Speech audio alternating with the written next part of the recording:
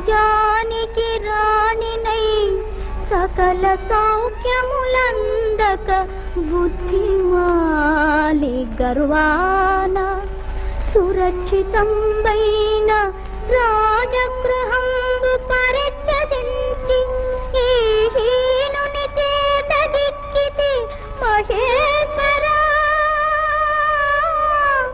నాకొక దిక్కు చూపవే.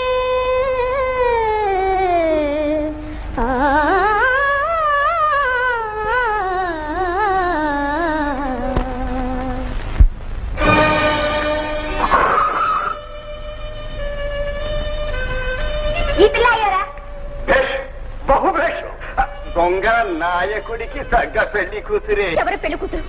బ్రాహ్మణోత్తమ, మీరు కూడా నన్ను ఆక్షేపించడం న్యాయమా?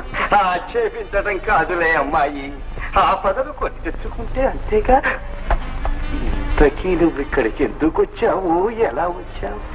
నా ప్రారంభం చాలక దేవలోకం నుంచి దిగి వచ్చిన దేవకన్య పాపం దొంగను పెళ్లాడవలసి వచ్చింది. ప్రారంభం. పడండి. ఇదిగో పట్టుండం. విడవండి, విడవండి. నా పెళ్లి వద్దు, ఏమొద్దు, విడవండి.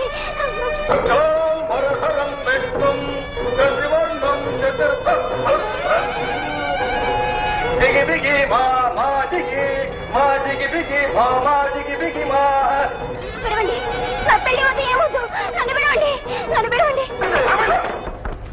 చూసావయ్యా ఎక్కడుతున్నా? నువ్వు మంత్రాలు చదువుతుండు. ఇక లాక్కొచ్చి ముడి మీద ముడి, ముడి మీద ముడి, ముడి మీద ముడి, మూడు మూడేసేస్తాను. దిగిపికి దిగిపికి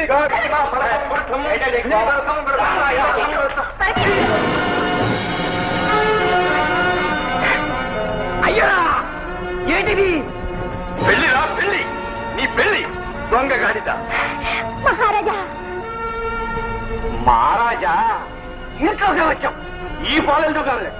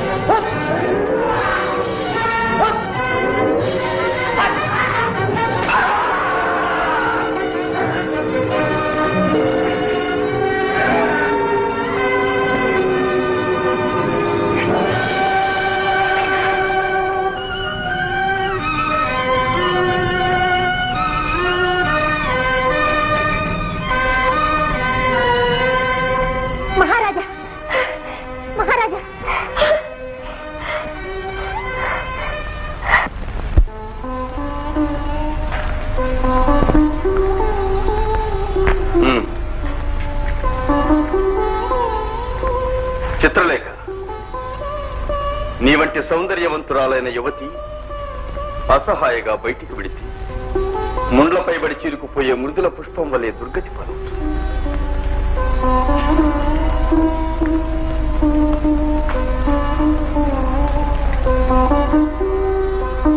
మా రాక వల్ల నీవు నీ శాంతికి పూజా పునస్కారాలకు భంగం వాటిల్లుతున్నదని సందేహిస్తున్నావు గనుక నీకోసం ఒక ప్రత్యేకంగా పూజా మందిరం నిర్మించదలిచావు. అక్కడకు మేము రావు. నీవు నిస్సంశయంగా నిరాటంకంగా నిర్భయంగా అక్కడ ఉండవచ్చును, కానీ ఇటువంటి పొరపాటు మాత్రం చేయవు.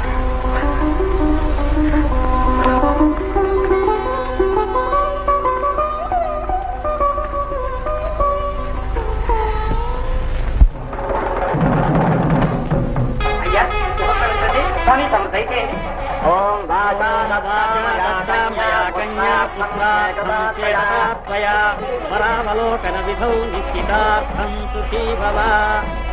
ఓం వాచా దత్తా మయా కన్యా పుత్రార్థం చేతనాత్మయా పరావలోకన విధౌ నిశ్చితార్థం సుఖీ భవ.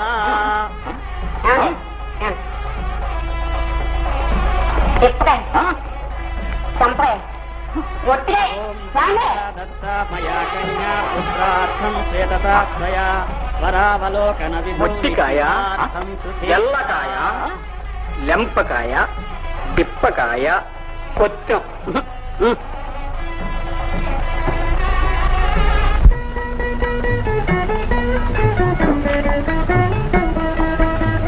నిక్షేపం లాంటి పిల్ల వీళ్ళు చూస్తూ చూస్తూ ఆ క్షయలోకి ఎలా ఇస్తున్నారమ్మా?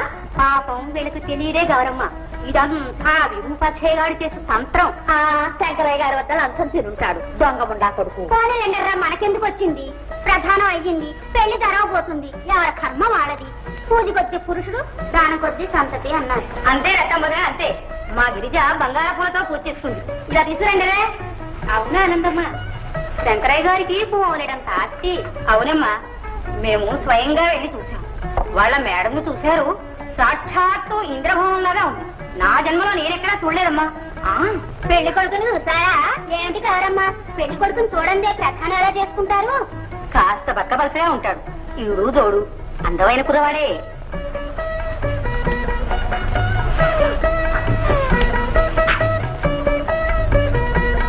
అమ్మగారండి, ఏంటండి చేస్తున్నారు?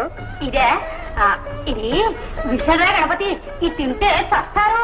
అవునండి, విషం తింటే చచ్చిపోతారండి.